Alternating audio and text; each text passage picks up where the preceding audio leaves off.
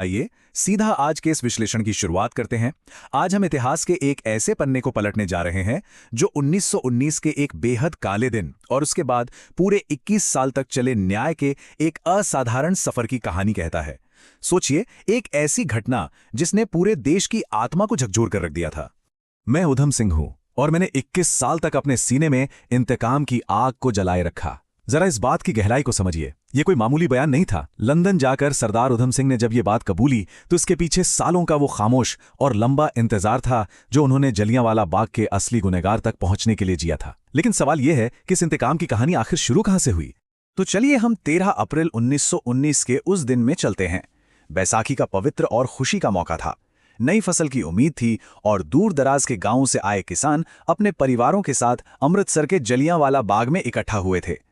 लोग आराम से पेड़ों की छांव में बैठे थे, बच्चे खेल रहे थे। उन्हें इस बात का रत्ती भर भी अंदाजा नहीं था कि मौत उनके कितने करीब आ चुकी है। अब आप सोच रहे होंगे कि आखिर वहां इतने लोग जमा क्यों थे? तो इसके पीछे था रॉलेट एक्ट, अंग्रेजों का एक ऐसा काला कानून जिसका सीधा सा मतलब था ना दलील, ना वकील, ना अपील। मतलब वो सिर्फ शक के आधार पर किसी को भी जेल में डाल सकते थे। इसी क्रूर कानून और डॉक्टर सत्यपाल और डॉक्टर किचलू जैसे अपने स्थानीय नेताओं की गिरफ्तारी के विरोध में लोग वहां एक बेहद शांतिपूर्ण सभा कर रहे थे। अब जरा इस स्थिति को विजुअलाइज कीजिए। 6.5 एकड़ का वो मैदान जिसमें 15 से 20 हजार आम निहत्थे नागरिक मौजूद हैं, और तभी वहां जनरल डायर अपने 90 हथियारबंद सैनिकों के साथ धमकता है। और सबसे भयानक बात, उसने आते ही उस बाग के इकलौते संकरे निकास द्वार को, बाहर निकलने के इकलौते रास्ते को पूरी तरह से बंद करवा दिया। मतलब कोई कहीं नहीं जा सकता था। सिर्फ 10 मिनट बिना किसी चेतावनी के जनरल डायर ने सीधे गोलियां चलाने का आदेश दे दिया। लगातार 10 मिनट तक बस गोलियों की गड़गड़ाहट और लोगों की चीख पुकार गूंजती रही।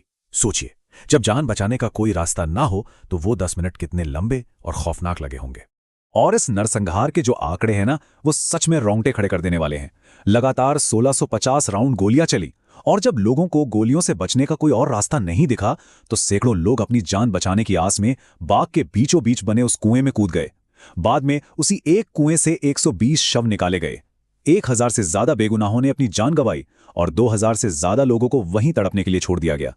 अब यहां एक बहुत ही जरूरी फर्क को समझना होगा। देखिए, जनरल डायर जिसने गोलियां चलवाई थीं, उसकी तो 1927 में बीमारी से मौत हो गई। बात खत्म? जी नहीं। इस पूरी साजिश का जो असली मास्टरमाइंड था वो था पंजाब का तत्कालीन लेफ्टिनेंट गवर्नर माइकल ओडायर। यही वो शख्स था जिसने इस पूरी क्रूरता को एकदम सही ठहराया था। और रिटायरमेंट के बाद वो लंदन में एक बहुत ही आरामदायक जिंदगी मजे से जी रहा था। लेकिन ओडायर एक बात भूल गया था। उस दिन उस बाग में एक चश्मदीद भी मौजूद था, सरदार उधम सिंह। 1919 में अपनी आंखों के सामने अपनों का खून बहता देख उन्होंने एक कसम खाई थी। और पता है, इस एक कसम को पूरा करने के लिए उन्होंने अपनी जिंदगी के 21 साल लगा दिए। अपनी पहचान छुपाई, दुनिया भर की खाक छानी, न जाने कितने भेष बदले, और आखिरकार 1940 में वो लंदन पहुंच गए। अब बात करते हैं उस आखिरी वार की। 13 मार्च 1940, लंदन का कैक्सटन हॉल। उधम सिंह ने एक बहुत ही गजब का और सोची समझी रणनीति वाला तरीका अपनाया। उन्होंने एक मोटी किताब के पन्नों को अंदर से बिल्कुल रिवॉल्वर के आकार में काटा, उसमें अपना हथियार छिपाया और बड़ी आसानी से हॉल के अंदर चले गए। और जैसे ही माइकल ओडायर का भाषण खत्म हुआ, उधम सिंह ने बिना कोई चूक किए उसे वहीं ढेर कर दिया। 21 साल का इंतजार एक पल में पूरा हुआ। और गोली चलाने के बाद क्या हुआ?